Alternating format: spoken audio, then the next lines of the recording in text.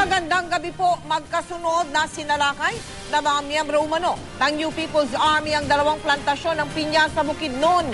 Sa isang pagsalakay, patay ang isang gwardya at sugatan naman ang tatlong iba pa. Ilang residente pa ang ginawang tinatawag na human shield o panangga ng mga rebelde para sila ay makatakas. Inamin naman ng NPA North Central Mindanao Regional Command na sila nga ang nasa likod ng karahasan. Naka-red alert na ngayon ng mga otoridad sa buong Bukidnon. Nakatutok si Ian Cruz. Bumagsak ang korona ng higanting replika ng pinya na ito ng Del Monte Philippines sa Camp Phillips. Ang animoy simbolo ng tinaguriang Pineapple Capital of the World. Bandang alas 7 kagabi, mahigit 100 rebelde mula sa New People's Army ang sumalakay sa compound ng Del Monte. Kasabay nito, inatake rin ng ibang rebelde ang garahe ng malalaking equipment ng kumpanya. Sinilaban ang dalawang payloader at isang bulldozer at pinagbabangga ang inang sasakyan. Nakipagbarilan ng mga gwardya ng plantasyon.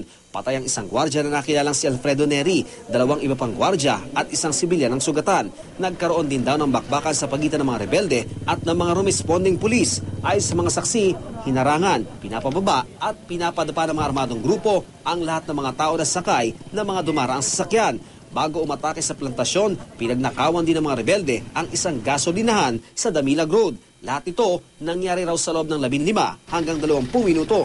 Panawag bitanan. Hindi, butong naog mi. Apel to mga bata, mga mama, papa, tanan gid. Gihol gid mi dito.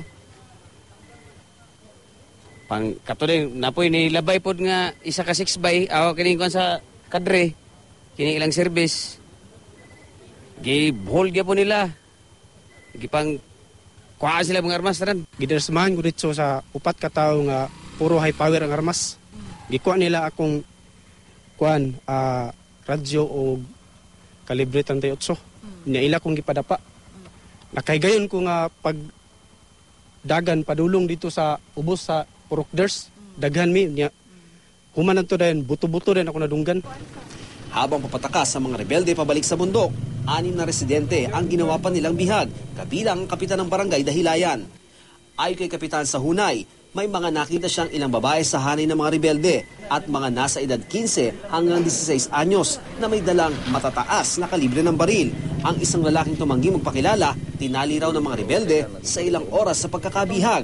Sa isang statement, inamin ng NPA North Central Mindanao Command na sila ang responsable sa pag-atake. Ginawa raw ng NPA ang pag-atake bilang parusa sa pagsira raw ng Del Monte sa kalikasan na nagdulot ng dilubyo ng dumaan ng bagyong Sendong noong 2011 sa Mindanao. Ayon naman sa Del Monte Philippines, hindi nila alam ang dahilan ng pag-atake ng mga rebelde.